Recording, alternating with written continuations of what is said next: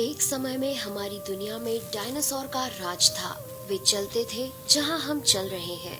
इसी हवा में सांसें ली, इसी धरती पर लड़ाइयाँ लड़ी। इन दैत्याकार बड़े विचित्र डायनासोर ने करीब 14 करोड़ सालों तक इस धरती पर राज किया। इन डायनासोर की कई हजार प्रजातियां थी। इनमें से कुछ शाकाहारी थे, कुछ मांसाहारी। तो कुछ डायनासोर बहुत ही शांत स्वभाव के थे, वहीं कुछ डायनासोर बहुत ही हिंसक और खतरनाक थे। ये उस समय के सबसे सफल जीव थे। लेकिन फिर अचानक ऐसा क्या हुआ? आखिर वह कौन सी घटना थी जिसने इनका नामो निशान ही मिटा दिया? इसे जानने के लिए हमें करोड़ों साल पीछे जाना होगा और डायनासोर्स के उस अंतिम दिन को करीब से देखना होगा। तो आइए चलते हैं आज से 65 मिलियन साल यानी कि 6 करोड़ 50 लाख साल पीछे। आज से करीब 6.5 करोड़ साल पहले धरती पर मौसम सामान्य था।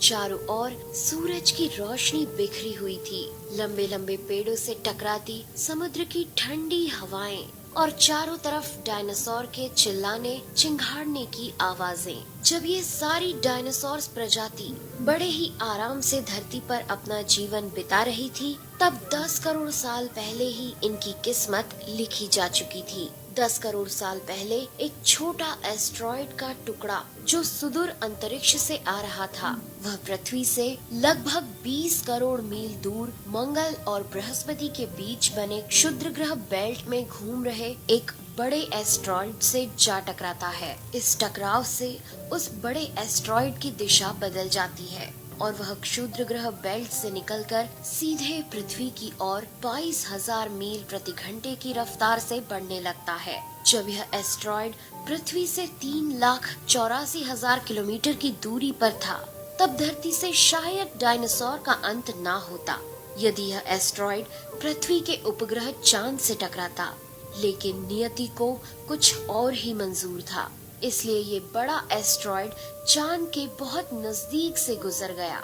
40 किलोमीटर के व्यास वाला 2 ट्रिलियन मेट्रिक टन का ये एस्ट्रॉइड प्रत्येक सेकंड के साथ साथ धरती के करीब बढ़ता जा रहा था। ये एस्ट्रॉइड जब पृथ्वी के वातावरण के संपर्क में आया तो इसकी रफ्तार एकाएक 70,000 किलोमीटर प्रति घंटा हो गई। पृथ्वी के वायुमंडल में घुसते ही घर्षण की वजह से ये एक भयानक आग के गोले में बदल गया। ये इतनी रफ्तार से धरती की ओर बढ़ रहा था कि सिर्फ 4 मिनट में इसने अटलांटिक ओशियन को पार कर लिया।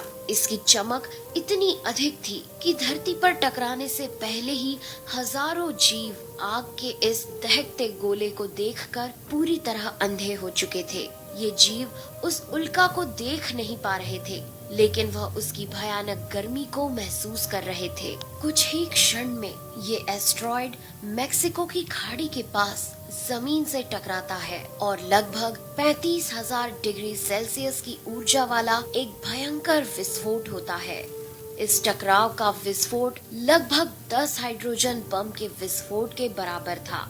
ये विस्फोट इतना शक्तिशाली था कि इसके टकराते ही धरती की लाखों टन धातु अंतरिक्ष में चली गई। टकराव वाली जगह पर 180 किलोमीटर चौड़ा और 20 किलोमीटर गहरा गड्ढा बन गया। विस्फोट के कारण इस गड्ढे का सारा मेटल और पत्थर आसमान में धूल के बड़े बादल में बदल गए।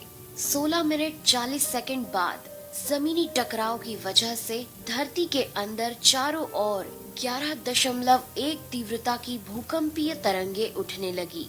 इस वजह से समुद्र में विशालकाय लहरों का निर्माण हुआ और एक के बाद एक सुनामी की लहरें चारों तरफ बढ़ने लगी। भूकंपीय तरंगों ने सभी सक्रिय ज्वालामुखियों को दहका दिया, जिसके कारण जगह जगह डायनासोर का विनाश शुरू हो गया।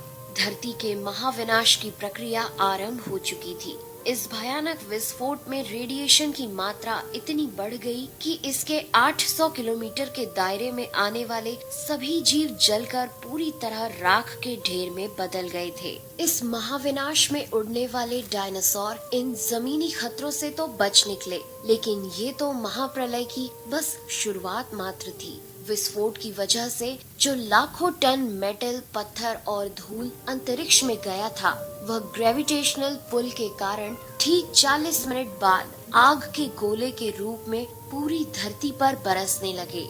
साथ ही धूल का एक बहुत बड़ा तूफान 6000 किलोमीटर प्रति घंटे की रफ्तार से पृथ्वी के दूसरी तरफ मौत लेकर आ रहा था। ये धूल के बादल कई किलोमीटर मोटे थे, जिसकी वजह से धरती पर सूरज की रोशनी का पहुंच पाना असंभव हो गया। गर्म हवाओं का तापमान 100 डिग्री सेल्सियस से ज्यादा हो जाने के कारण धरती पर पेड़ पौधों की लगभग सारी आबादी जलकर खाक हो गई थी।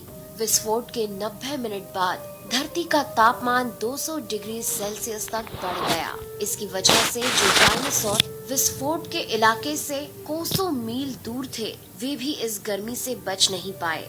इस महाप्रलय से धरती की कुल 90% प्रजाति पूरी तरह खत्म हो गई थी और जो 10% जीव धरती पर बच गए थे, उनमें से भी सिर्फ वही जीव जिंदा रह सके जिनका वजन 30 किलोग्राम से कम था। इसका कारण ये था कि इस महाप्रलय में लाखों की संख्या में जीव मारे जा चुके थे और पेड़ पौधों की सारी आबादी भी जलकर राख हो चुकी थी, जिसके चलते यहाँ जो बड़े और विशालकाय जीव जीवित बच गए थे, उन्हें भरपूर मात्रा में खाना पीना न मिल सका। लेकिन ये महाप्रलय किसी अन्य जीव के लिए फायदेमंद साबित होने वाला था। धरती पर डायनासोर का अंत एक छोटी प्रजाति के लिए सुनहरा अवसर लेकर आया और वह प्रजाति थी मैमल्स की।